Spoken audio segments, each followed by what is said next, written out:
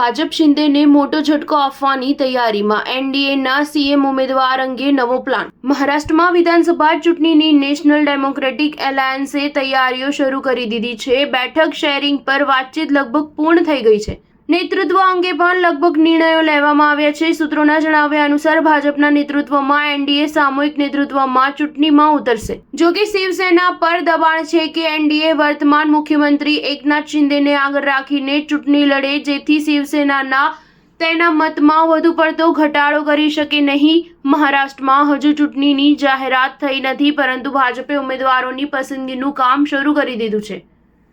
મહારાષ્ટ્રમાં એનડીએની અંદરની બેઠકની વહેંચણીને લઈને વ્યાપક સર્વસંમતિ સધાઈ છે। 288 વિધાનસભા બેઠકોમાંથી ભાજપ લગભગ 170 બેઠકો પર ચૂંટણી લડશે, જ્યારે શિવસેના લગભગ 80 બેઠકો પર ચૂંટણી લડશે, જ્યારે અજિત પવારની આગેવાની હેઠળની એનસીપીને લગભગ 38 બેઠકો મળવાની સંભાવના છે। વિધાનસભા ચૂંટણીમાં ભાવિ મુખ્યમંત્રીને લઈને ભાજપની મુખ્ય સહયોગી શિવસેના ઈચ્છે છે કે એનડીએ વર્તમાન મુખ્યમંત્રી એકનાથ શિંદેના ચહેરા સાથે ચૂંટણી મેદાનમાં ઉતરે। આ પાછળ તેમનો તર્ક છે કે શિવસેના ઉદ્ધવ ઠાકરેને નુકસાન થશે અને એનડીએને ફાયદો થશે।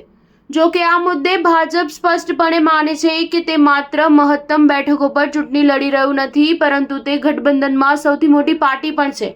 તેથી ભાવિ સરકારનું નેતૃત્વ તેમની પાસે જ રહેશે। આવી સ્થિતિમાં સામૂહિક નેતૃત્વ હેઠળ ચૂંટણી લડવી વધુ સારું રહેશે, કારણ કે વિપક્ષ કોંગ્રેસ, એનસીપી અને કોંગ્રેસનું ગઠબંધન પણ કોઈ પણ ચહેરા વિના ચૂંટણી લડવાની તૈયારી કરી રહ્યું છે। આવી સ્થિતિમાં ભાજપ વિરોધી છાવણીને કોઈ તક આપવા માંગતી નથી। સ્ટાર ન્યૂઝ 7 હંમેશા સચ્ચાઈની સાથે।